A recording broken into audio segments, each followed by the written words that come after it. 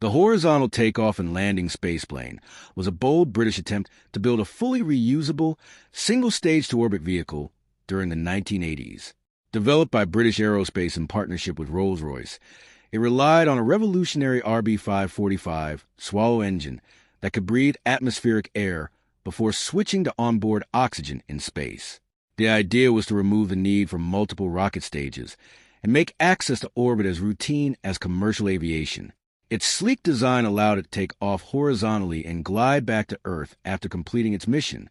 Despite its promise, the project faced mounting technical hurdles and funding shortages. By the late 1980s, it was canceled, leaving behind a concept that was decades ahead of its time. The Soviet MiG-105 emerged from the Spiral program, a Cold War effort to create a small, reusable spaceplane capable of orbital missions. Compact and oddly shaped, it earned the nickname Lappet or Little Shoe due to its wedge-like design.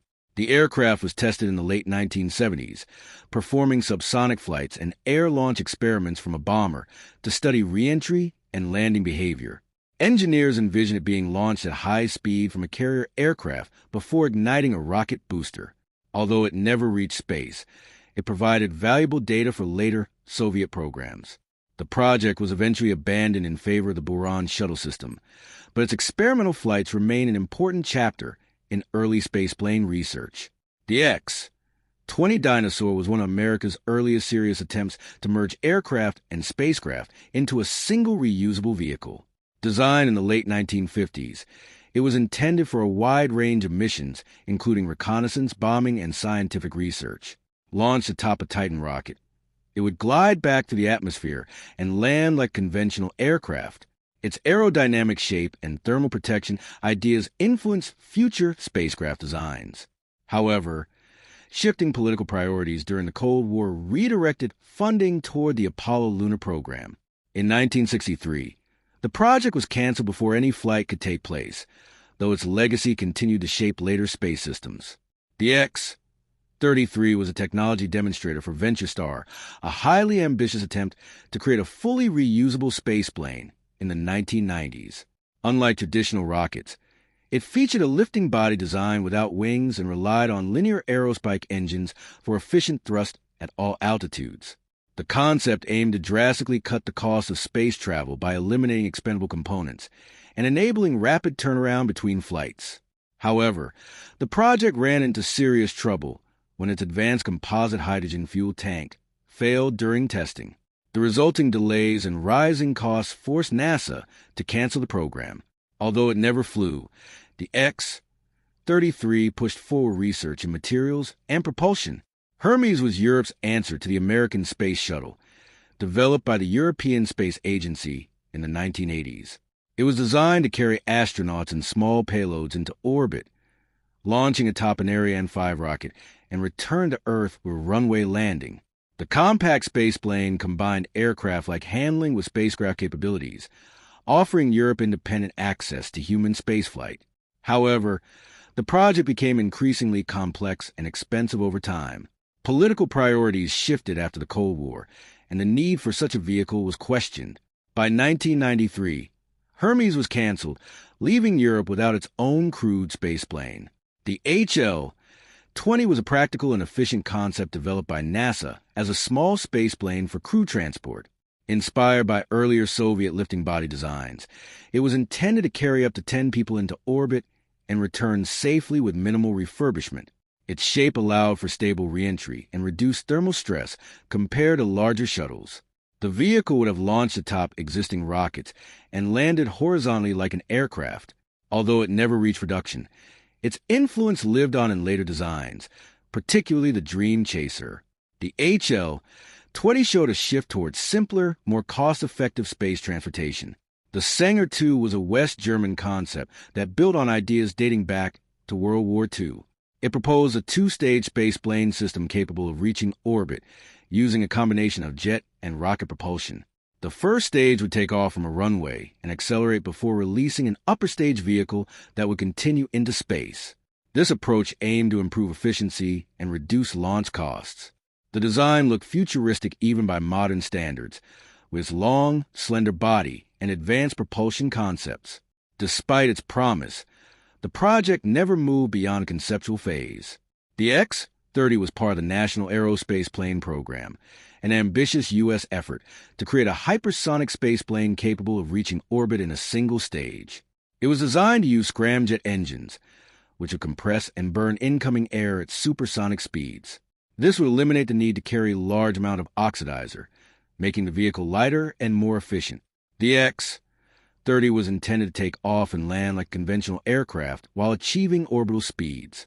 However, the extreme technical challenges proved too difficult with available technology. The program was canceled, though it advanced research in hypersonic flight. The Buran was the Soviet Union's counterpart to the Space Shuttle, designed as a reusable orbital vehicle launched atop the Energia rocket. Unlike its American counterpart, it did not rely on its own engines during ascent, instead using the powerful Energia booster. Its only flight in 1988 was fully automated, completing 2 orbits before landing precisely without a crew. Despite this success, the collapse of the Soviet Union brought the program to an end. The project demonstrated remarkable engineering capability, but it never developed into a sustained spaceflight system.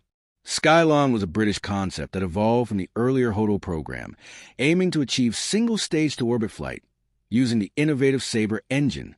This engine could operate both as an air-breathing jet and a rocket, allowing the vehicle to transition smoothly from atmospheric flight to space.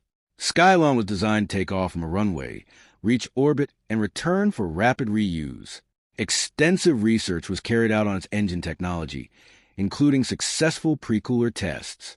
However, the project never progressed to a full vehicle. Financial difficulties ultimately halted development, leaving it as an unrealized vision of future space travel. The MAKS system was a Soviet concept for an air-launched spaceplane designed to reduce launch costs and increase flexibility. It would have been carried into the air by a large aircraft, then released before igniting its rocket engines to reach orbit. This approach allowed for reusable components and avoided the need for traditional launch pads. The design included both crewed and uncrewed variants, with focus on efficiency and rapid turnaround. Despite serious study, the collapse of the Soviet Union prevented its development from continuing.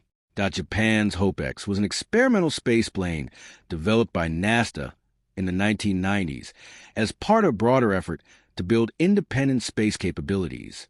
It was intended to launch atop an H-2 rocket and return to Earth with a runway landing. The project focused on advancing reentry technology and autonomous flight systems. Several scaled test vehicles were built and flown to gather data. However, rising costs and shifting priorities led to its cancellation before a full-scale vehicle could be completed. The multi-unit space transport and recovery device was a British concept from the 1960s that proposed a fully reusable launch system using multiple wing stages.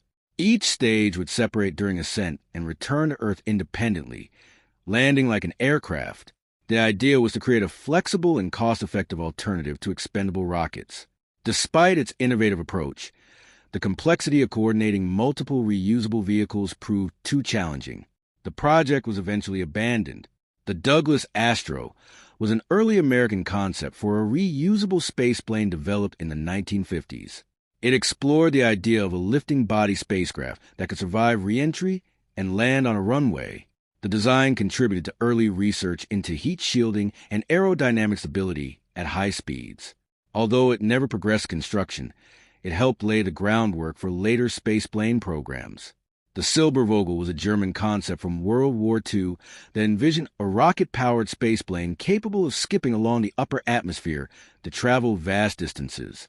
It was designed as a suborbital bomber, using a series of high-speed glides to extend its range. The physics behind the idea was sound, but the technology of the time was not sufficient to build it. While it never left the drawing board, its influence can be seen in many later spaceplane concepts, including Sanger 2.